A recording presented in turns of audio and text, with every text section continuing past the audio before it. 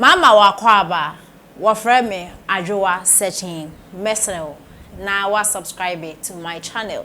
Me a notification bell no so for more news. Ebusuafo de bia metena ha. Masama me kan ne say Western North.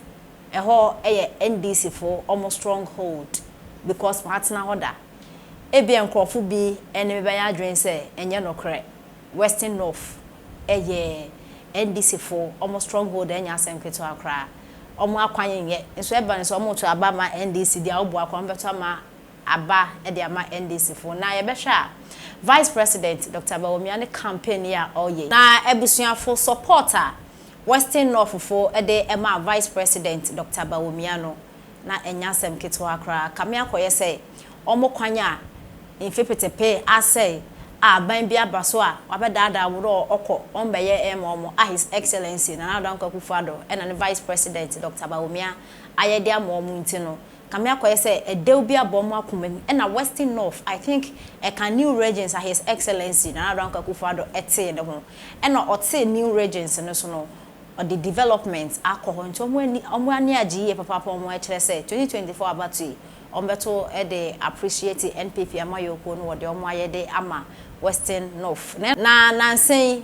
yatete say NDC for no a started a position because they think say 2024 about no omo afane fala na no e na Afia Pokuwaa vim lady e kire say munje nsemu na mude no mo say sie dun ketia mo chairman abeka kire mo say about no say mu fi say bu be fa na easy sa enye easy kra enye easy nti position na mo start ya mo cheche no mo ye study na no Afia Pokuwaa e kire say in summer ore see don ketia e ka kire NDC for no muntie because Western North na ye mon stronghold and the Vice President Dr. Bawumia etc no mo ehu ne ekọ enya da mo be fa no fala akra nti mo na mo ani enda wo yentie nsem Afia Pokuwaa e de etudwa wabo Ignatius din wabo e friend say Ajimamenu din say Bawumia select running mate no from region hodia ene ono nanado mahene obebo ne yema boso atwa ba no ninya scheme strategy ne be no that nanado mahene obi anim say nanado mahene ota fire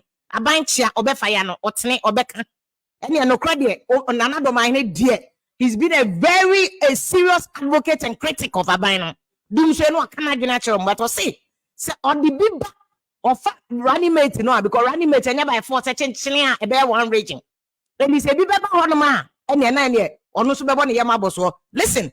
Now let me take you to Western North. Me say how ye NDC stronghold. Listen to the ahemfone kan tin am say ade na conform. When na say don't get catch the NDC for say a strategy war ground. Enye dede. A strategy war ground. Enye dede. Wunnim now be who send message na didi atama o party ni nkosua na ore no. There are focus issues. Say who akra lejo kuku constituency. Who ashoma. Or Bawe, or a friend saying, Latebi or Koshi, be a one. This is the time you must start marketing your candidates. Markets in a positive. Yeah, and they say, I did, I didn't change you. Yeah, vote in one pay. Yeah, class you do okay to mean to Albany because you're in TV, so any year, man. So focus on how to market to candidates. Mammy found Western North. This is what one of the chiefs said, oh, Western North, who do you tell me? Me, so media, media me can say me come my yesha hayina me go bi ko kofu me dia ma hwehwini say onti kokoo no wo jama kokoo no campaign eni anono aka kokoo no mayinadi wakwa san babra ma kokoo ni yiye no o ba ya wo sin san fa kokoo no man meti o de be ma no me ya no na o de be ma no babra ye mfa man me se kuku omi biu eda we ni eni o mapani do mama sani pa kwa no so o mapani anso obedi bida so ni bida dia akayinim se oni bida nti ye so no ahwe wo so obedi bida ye hu ni ye o ye nyina ena ga na fo ya mpe na ya to abati ano no na okoba ya o tinsa no do dem se nana no panifo amochia ye mfa nante ye mfa ye campaign e fa ntia medam wasi last one enti ahemfo Western North ahemfo no This is what Esiedun Ketia was telling NDC. For Omotuma NDC dadada. This is one of the strongholds of NDC. Every day they've been very committed to NDC. But this is what one of our info is saying. Let me take another Ahineo and also say. As what Meko, I remember you are Kabia Mati. I'm so Kasa. Yenina Ghana. Sabi yepe adia ede asumdwe nyantokwa. Say ebe to abai. Asumdwe kwan wo Nyankopon epe. Eno ne nyina nanan ma tie. Nanan mu nyina so yepe. Say de ebe ya ma asumdwe aba ne de atai ba ko achi. Na ni nyina ne yenua yeba. Ye wa faase ye bibia doctor Mahmud Bawumia. Ene ye de ta na chi say. Nyame mua na bibia ya afa de.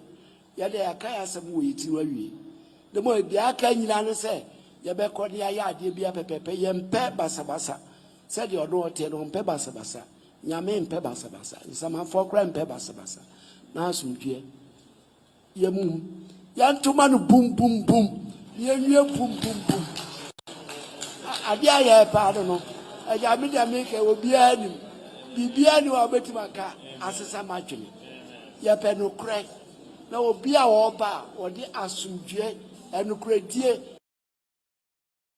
Enti we ohene ba ko no na do ma hene de ma bo ti ohene ba ko no we so emem e no kasa ayeyo nti one baby o mo de campaign do no and me e ho no kara na e ha me kaka se MPP for and slow down on him for endorsement because see in 2016 we saw similar endorsement from Ahemfo for President Mahama but NDC stole all the elections.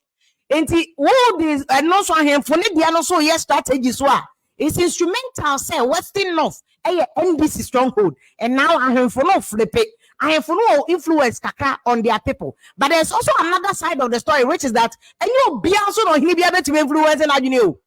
We want to come there no.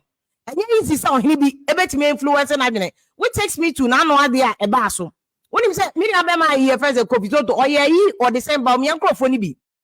Na no copy no wasem no post on Facebook say ana Bawumia cried na ma oye campaign na nkofo ti abontene or the NDC for no pem mo kutia no omo de omo tena abontene social media no omo keka de omo pe na be yi omo ti say movie na odi atem okoto udwane ene nkofo fu soldier ti sori mom say gina ho na de ebe wo omo keka omo adwene kire Kofitonto afa na me akra no na ne ho ekra ye memobo odi ewewe.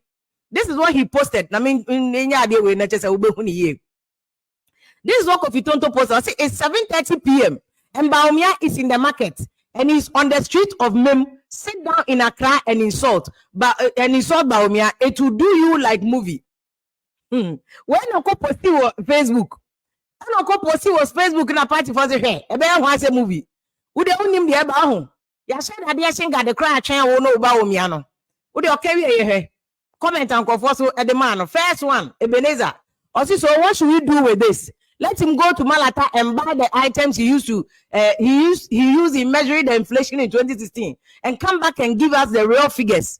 About any Kofitonto Kroya Sankaches, they keep writing thesis. About say, oh, I don't know any thesis. They bedroom December. Mubehu. You see, this is the typical classic example of campaign. Want him.